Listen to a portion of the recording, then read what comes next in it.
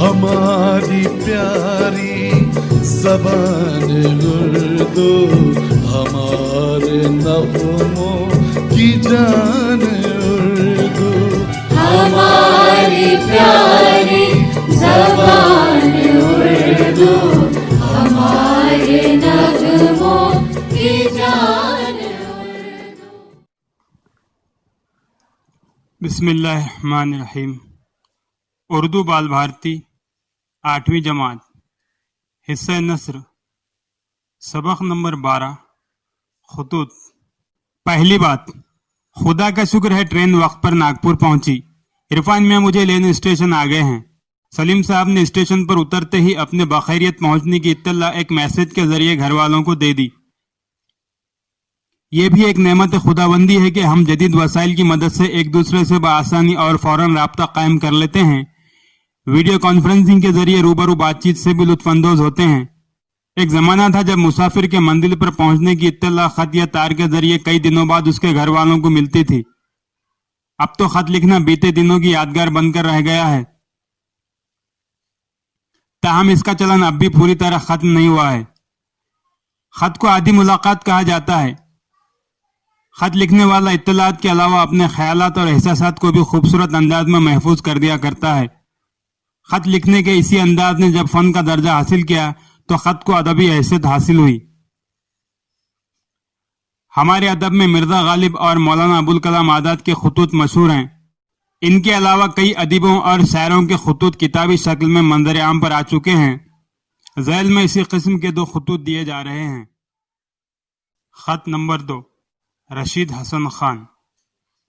جان پہچان: رشید حسن خان 10 جنوری 1930 عیسوی کو شاہجہاں پور میں پیدا ہوئے۔ وہ معروف ماہر لسانیات، محقق اور مدون تھے۔ انہوں نے کئی اہم قدیم کتابوں کی تدوین کی اور انہیں شائع کیا۔ انہوں نے اردو املا، لغت، زبان و بیان کی قواعد سے متعلق اعلیٰ درجے کے مضامین لکھے۔ عبارت کیسے لکھیں، انشاء اور تلفظ، تفہیم اور تلاش و تعبیر ان کی اہم کتابیں ہیں۔ 26 فروری 2006 عیسوی کو شاہجہاں پور میں ان کا انتقال ہوا۔ یہ خط پروفیسر نثار احمد فاروقی، دلی یونیورسٹی کے نام لکھا گیا۔ شاہجہاں پور، 7 مارچ 1996 عیسوی۔ محبی فاروقی صاحب، آپ کا خط مرقومہ یوم عید الفطر اور دوسرا خط جس پر 28 فروری کی تاریخ مندرج ہے مجھے کل ایک ساتھ ملے۔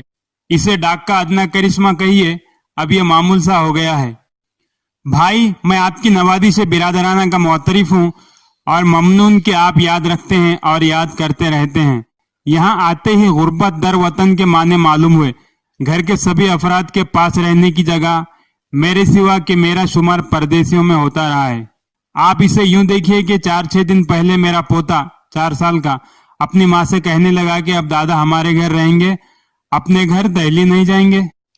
ساری کتابوں کے بنڈل باندھے پڑے ہیں۔ اب تک اس لیے مجبوراً ایک کمرہ اپنے لیے بنوانا چاہا، یعنی دروازے پر ہاتھی باندھنا چاہا۔ جوں توں کام شروع ہو گیا۔ اپنے پاس تو دستے خالی کی لکیریں ہیں۔ آج کل وہی کام ہو رہا ہے۔ صبح سے شام تک راج مزدوروں کے ساتھ سر کھپانا پڑتا ہے۔ خیال ہے کہ 10-12 دن میں یہ بن جائے گا۔ یہ فضول داستان اس لیے سنائی کہ آپ یہ نہ سمجھیں آنکھ اوجھل پہاڑ اوجھل والا معاملہ ہے۔ اگر 2 دن کے لیے بھی اس وقت ہٹ جاؤں گا تو کام بگڑ جائے گا۔ کفایت شعاری کے لفظ سے راج مزدور واقف نہیں اور میرا کام اصلاً اسی کا تعارف ہے، یوں ہٹ نہیں سکتا۔ مقصد اس ساری دراز نفسی کا یہ ہے کہ اس بار میں غیر حاضر ہی رہوں گا۔ یہ کوئی آخری جلسہ تو ہے نہیں اس ادارے کا، اس لیے اس کا وعدہ کرتا ہوں کہ اگلی بار ضرور شرکت کروں گا۔ آپ مجھ سے متفق ہیں نا؟ رشید حسن خان۔